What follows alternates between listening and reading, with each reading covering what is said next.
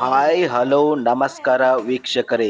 ಇವತ್ತು ಕುಟುಂಬ ಸಮೇತವಾಗಿ ಬೆಳಗಾವಿ ಜಿಲ್ಲೆಯ ರಾಯಬಾಗ ತಾಲೂಕಿನ ಚಿಂಚಲಿ ಗ್ರಾಮದಲ್ಲಿರುವ ಶ್ರೀ ಮಾಯಕ್ಕ ದೇವಿಯ ದರ್ಶನಕ್ಕೆ ಬಂದಿದ್ದೇವೆ ನೋಡ್ರಿ. ಈ ದೇವಸ್ಥಾನ ಮಾಯಕ್ಕ ದೇವಿಗೆ ಸಮರ್ಪಿತವಾದಂತಹ ದೇವಸ್ಥಾನ ನೋಡ್ರಿ.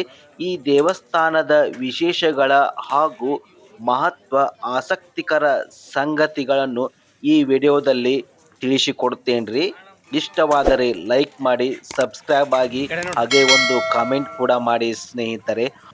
ಈ ದೇವಿಯು ಉತ್ತರ ಕರ್ನಾಟಕ ಹಾಗೂ ದಕ್ಷಿಣ ಮಹಾರಾಷ್ಟ್ರದ ಅತ್ಯಂತ ಪ್ರಭಾವಶಾಲಿ ಶಕ್ತಿ ದೇವತೆಯಾಗಿದ್ದಾಳೆ. ಪಾರ್ವತಿ ದೇವಿಯ ಅವತಾರವೆಂದೇ ನಂಬಲಾದ ಈ ದೇವಿಯ ಜಾತ್ರಾ ಮಹೋತ್ಸವಕ್ಕೆ ಲಕ್ಷಾಂತರ ಜನರು ಹೆಚ್ಚಿನ ಸಂಖ್ಯೆಯಲ್ಲಿ ಆಗಮಿಸಿ ತಮ್ಮ ಹರಕೆಯನ್ನು ತೀರಿಸುತ್ತಾರೆ. ಈಕೆಯ ಶಾಪಕ್ಕೆ ಹಳ್ಳದಲ್ಲಿದ್ದ ನೀರು ಹಾಲಾಗಿ ಹರಿತಂತೆ.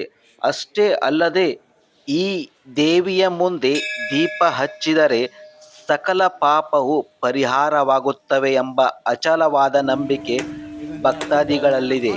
ಈ ದೇವತೆಯಿಂದಲೇ ಚಿಂಚಲಿಯು ಮಾಯಕ್ಕನ ಚಿಂಚಲಿ ಎಂದೇ ಗುರುತಿಸಲ್ಪಡುತ್ತದೆ.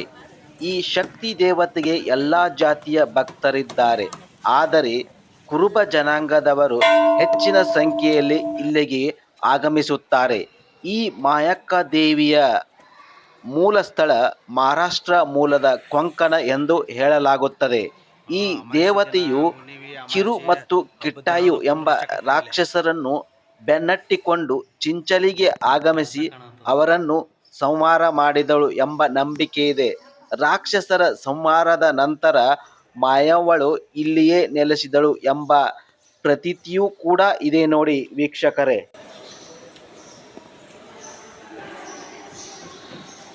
ಇಲ್ಲಿಂದ ಸುತ್ತ ಹಾಕಿ ಕೆಳಗೆ ಇಳಿದ ಕಾಸು ಹೋಗೋದು ನೋಡಿದ ಸ್ಟಾರ್ಟಿಂಗ್. ಅವಾಗ ಹಬ್ಬ ಯಾವಾಗಾರ ಜಾತ್ರೆ ದಿನ ಅದು ದರ್ಶನ ತೊಗೊಳಕತ್ರ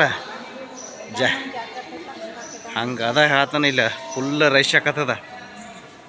ಎಷ್ಟು ದಾಟಿ ಕಾಸು ಬರ್ಬೇಕು ಅವನ್ನೆಲ್ಲ.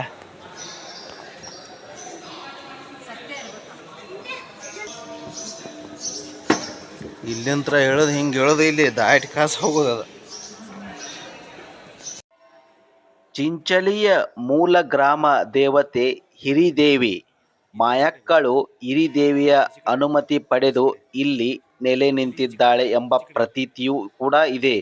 ಹೀಗಾಗಿ ಈ ಗ್ರಾಮದಲ್ಲಿ ಮೊದಲು ಪೂಜೆ ಸಲ್ಲುವುದು ಹಿರಿದೇವಿಗೆ, ನಂತರವಷ್ಟೇ ಮಾಯವ್ವಳಿಗೆ ಪೂಜೆಯನ್ನು ಸಲ್ಲಿಸಲಾಗುತ್ತದೆ ನೋಡಿ ಫ್ರೆಂಡ್ಸ್. ಭಾನುವಾರ ಹಾಗೂ ಹುಣ್ಣಿಮೆ ದಿನಗಳಂದು ಭಕ್ತರ ದಟ್ಟಣೆ ಜಾಸ್ತಿ ಇರುತ್ತೈತಿ ಇಲ್ಲಿ ನೋಡಿ ಸ್ನೇಹಿತರೆ.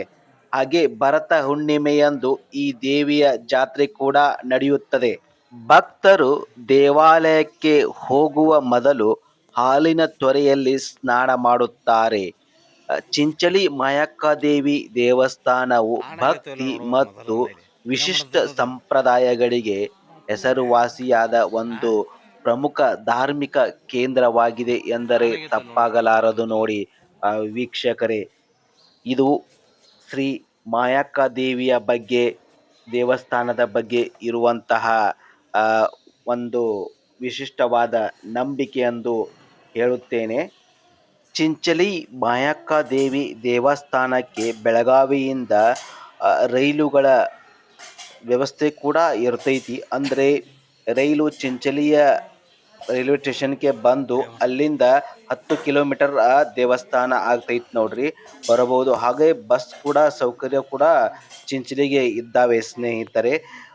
ನೀವು ಬೇಕಾದರೆ ಟ್ರೈನ್ ಮುಖಾಂತರನೂ ಬರಬಹುದು ಅಥವಾ ಬಸ್ಗಳ ಮುಖಾಂತರವೂ ಸಹ ಈ ಚಿಂಚಲಿ ದೇವಸ್ಥಾನಕ್ಕೆ ಬರಬಹುದು ಸ್ನೇಹಿತರೆ.